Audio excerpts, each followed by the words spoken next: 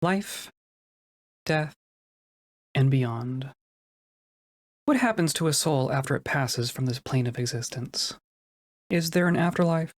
Do souls exist at all? Surely these are questions that press on the minds of every denizen of the planets of enchanting. Irsad and Darko, however, are not the kind to obsess over souls and mortality. The lives of kobolds are generally too brief and too violent for them to get bogged down in something as trivial as eternity. These two preferred to focus on things that were a bit more tangible. I'm bored. Let's go steal something. Steal what? Does it matter? They certainly had their choice of targets. Their home hillocks of Tooth-Snacked sat just north of the Road of Markets, a neighboring dwarven civilization. Their own kobold nation, the Serpent of Baths, was technically allied with the dwarves, but that was just a minor detail. It's not like they were going to know who robbed them anyway. Our reptilian rapscallions set their sights on the nearby fortress of oil cloisters, skirting around the nearby mountains and passing through a pair of outlying dwarven hillocks. As the pair approached the fortress, they spotted a couple of guards out on patrol. There's guards. Gotta sneak. Not sneaking. Word sneaking. Right, what? Think of a fake name. We'll just say we're from around here. Got it. They approached the guards. Hello, goblins. I am, no, wait, you go first. Hello, I am Melville. Hello, kobolds. And my name is, Normal. Yeah, I am Normal. Okay. That was close. The guards continued on their patrol, none the wiser to the deception. Darko and Irsad entered the fort and headed straight to the nearest tavern. Inside was a fairly typical fortress scene. Several dwarves in various states of sobriety, a spattering of blood, and a goblin who had just recently had some nuance beaten into him by a fellow patron. This tavern wouldn't have anything worth stealing, but making an appearance here was still an important part of Darko's strategy for general suspicion avoidance.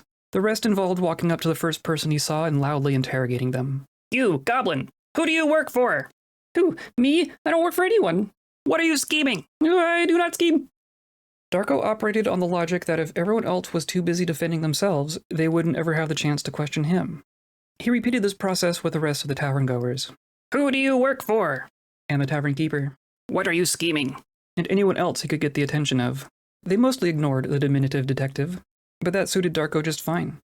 The kobolds had established themselves within the minds of the fortress residents as honest and honorable members of their community. Darko assumed. From there they could move more freely throughout the fortress, occasionally re-establishing their trustworthiness as they traveled deeper. Who do you call your master? Down below the underground highway. What are you planning? Past the cheese room. What are you plotting? Through the cabinets of several bedrooms. Who is your boss? And finally down to the deepest levels of oil cloisters. There was a tavern on this floor as well. This one wasn't filled with the riffraff from the surface, though. This tavern was where the fort's many long-standing citizens spent their free time. It was also where the dwarves kept their most precious treasures. Like a bunch of gems sitting in a bag in the corner. Or a spear named Ruras Lidas Ushioko lying on the ground. Or, Irsad. Melville. Hey, Melville. What is this thing? I don't know. It's on display. Must be important. It's not very shiny. It's got words on it. Maybe the words are shiny. Too bad we can't read. Yep. Grab it while no one's looking. And just like that, these two kobolds had pilfered one of the most powerful artifacts in all of creation. A simple slab of graphite, adorned only with knowledge. Information that would instantly and permanently alter any person who let it enter their mind. Too bad they couldn't read indeed. Darko didn't know what they had, but he knew that they had to get it away from prying eyes. They rode northwest to the human castle of Halecook, only to find the remnants of a battle long concluded.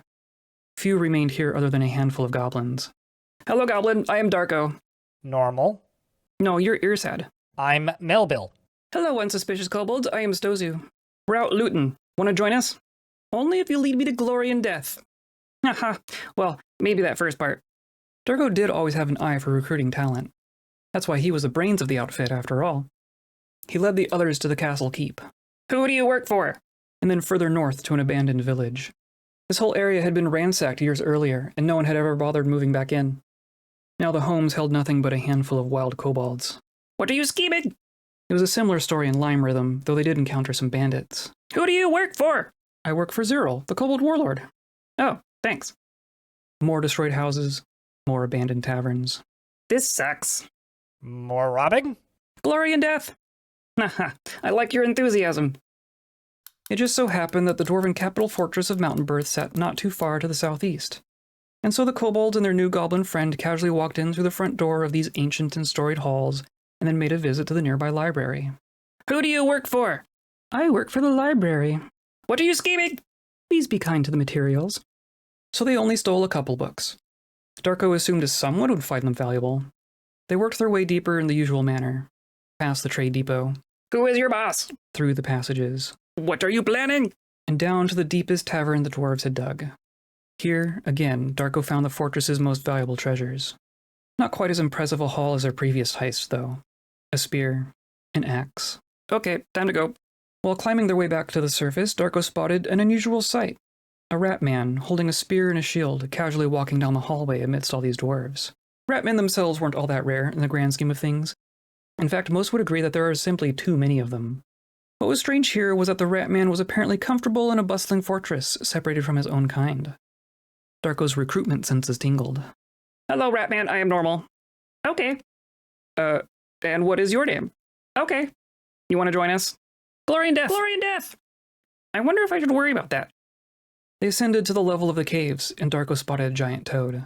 Hello, friendly cave toad. Glory and death! Stozu and the Ratman charged at the foe, weapons drawn. The cave toad did not fare well in this exchange. They pummeled the poor creature until it passed out. Then the Ratman thrust his spear through the toad's head. They stood over the mangled corpse and cheered. Wah! Kobolds and dwarves may have long felt comfortable living under the ground, but the underground was something else entirely. The wise knew to keep their distance, or at least to keep their visits brief. But the dwarves were also kind enough to pave a network of highways through these massive caverns. If they followed this road east, they could bypass an entire mountain range on the surface, and it would lead them right to another fortress filled with shiny trinkets. Plus, Darko had just recruited 2 new bodyguards who were eager to earn their share of glory. And so they traveled east through the alien environments of the underground. All manner of malevolent and insidious creatures lurked in the shadows, and it wasn't long before the Ratman spotted some movement off the side of the road. Glory and death! Just that first part, please! Flesh balls. Not exactly the most dangerous denizens of the darkness. Literal body pillows. This didn't diminish the Ratman's enthusiasm, though. He stabbed. They died. I think that's enough glory for now. All this commotion was starting to spook the horses. Darko managed to coax Meko a bit further, but was interrupted when the Ratman sprinted ahead. Glory and death! I'm starting to worry about that. A trio of blind cave ogres. Massive mountains of muscle, made for mayhem and murder. 3 kobolds in a trench coat wouldn't even measure up to their belly buttons. They didn't have eyes, but they made up for it with their mouths full of razor-sharp teeth. Suffice it to say, blind cave ogres were one of the things you really didn't want to see while traveling the underground. You got this. The Ratman rushed headlong into the fray, even before the ogres could react. He stabbed one in the chest with his spear, then again in the leg, and she fell to the ground. Then the other ogre grabbed him by the toe, bit off his shield arm, and threw him down the road. Glory and death!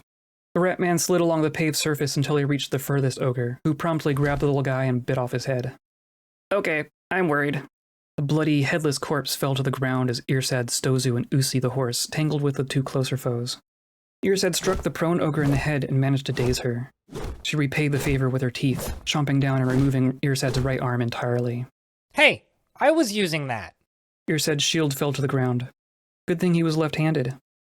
He stepped back as blood poured from his shoulder. Glory and death! Stozu, for her part, swung her Morningstar with absolute abandon. The ogres could deal devastating damage with every attack, especially with their teeth, but that wouldn't matter as long as the goblin could keep dodging.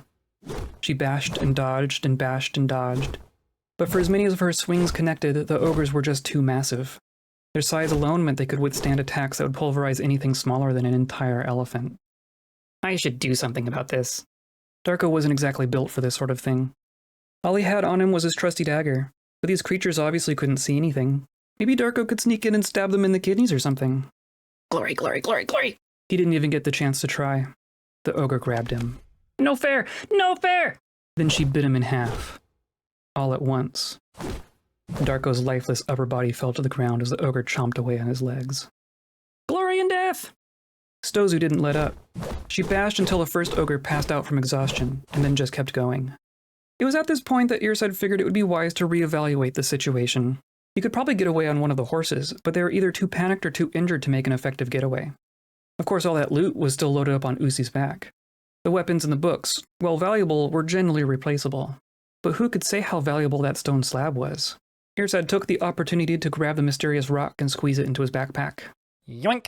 Stozu smashed until the first ogre's skull finally split, and immediately charged at the other. Usi bolted south looking for an opening, but only finding the third monster. Stozu landed another killing blow just as Irsad spotted Usi's mangled corpse on the ground. Glory and death! Irsad was starting to think that might have been more than just a motivational battle cry. The remaining ogre charged at Irsad, then punched Stozu in the chest and sent her flying through the air. Her unconscious body hit the ground, and the ogre latched onto her head with her teeth.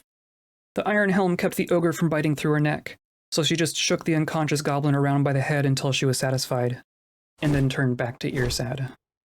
Faced with the high likelihood of his own impending glory, Irsad did what any one-armed kobold with a third of their blood would do. He turned around and ran away as fast as he possibly could.